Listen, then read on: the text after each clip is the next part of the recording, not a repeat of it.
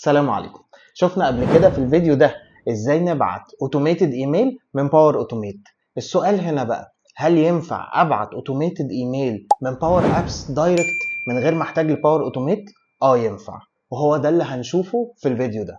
يلا بينا. ده ابلكيشن من الابلكيشنز اللي انا استخدمتهم قبل كده، عملت فيه بوتن اسمه send details. send details انا عاوز اعمل بيه ايه؟ عاوز ابعت بيه ايميل للانستراكتور اقول له ان في كورس هيبدا في اليوم الفلاني ودي الديتيلز بتاعته. فالطبيعي بتاعي ان انا كان ممكن اعمل ايه؟ ممكن اعمل اوتوميشن على باور اوتوميت واربط الاوتوميشن بباور ابس. المهم انا دلوقتي مش هكلم باور اوتوميت، هتعامل على طول مع باور ابس. فهعمل ايه؟ هروح على الداتابيز بتاعتي الاول وهزود داتابيز اسمها اوتلوك 365. تمام، هو ده هيربط بالاكونت بتاعي طبعا. تمام، بقى عندي في الداتابيز بتاعتي اوتلوك 365. هرجع تاني للبوتن ده وهرجع للتري فيو، وفي الاون سيلكت هعمل سند ايميل. هلاقي ظهر لي سند ايميل فيرجن 2 زي بالظبط لما اخترنا سند ايميل فيرجن 2 اللي في باور اوتوميت، كانهم بيعملوا نفس الحاجه. المهم سند ايميل فيرجن 2 هيبتدي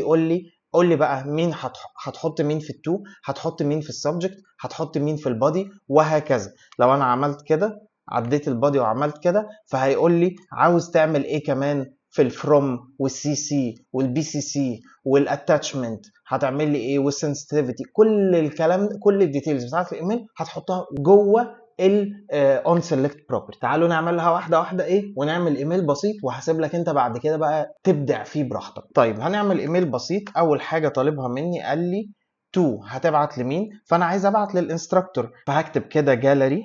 الجاليري ده تو دوت انستراكتور سوري دوت سيلكتد دوت انستراكتور دوت ايميل.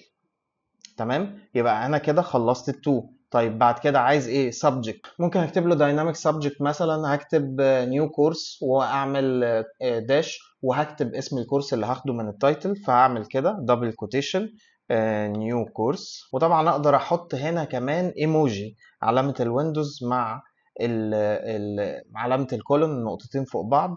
وهقول له هنا مثلا احط له اي حاجة، نيو كورس، وهعمل كده داش.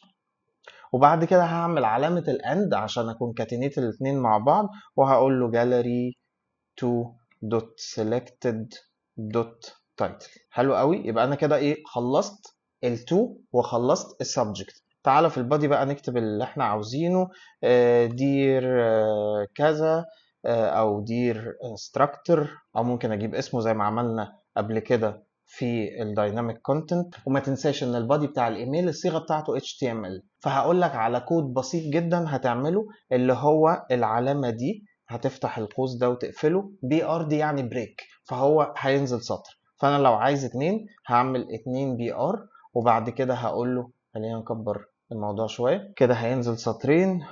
وبعد كده please note that you are assigned to a new course. بس كده انا خلصت البادي كمان، وهقفل القوس على كده. هتلاقي ان علامة الايرور اللي ظاهرة هنا ما بقتش موجودة، فضل بس ان انا نجربه مع بعض. تعالوا نعمل كده. هنطلع نعمل بريفيو وهنروح على ابلود كورس، عشان لقيت الكورس ده ملوش اسم، فهروح على الكورس ده ابلود كورس. هنشوف الانستراكتور مين وهنقول له send details. كده عمل لودنج، المفروض ان هو بعت الايميل. تعالوا نروح على الاوتلوك. يا ترى كان اسمه ايه الكورس؟ كان اسمه upload course 31. تعالوا بقى هنا اهو new course upload course 31 dear instructor. نزل التو سبيسز اللي احنا اتعلمناهم، وبليز نوت ذات يو ار assigned to a new course. اكتب بقى الديتيلز بتاعتك، حط الدايناميك فيلدز اللي انت عاوزها بالشكل اللي انت عاوزه، وكده خلاص بقيت بتعرف تبعت ايميل من جوه باور ابس. وما تنسانيش بدعوة حلوة. سلام.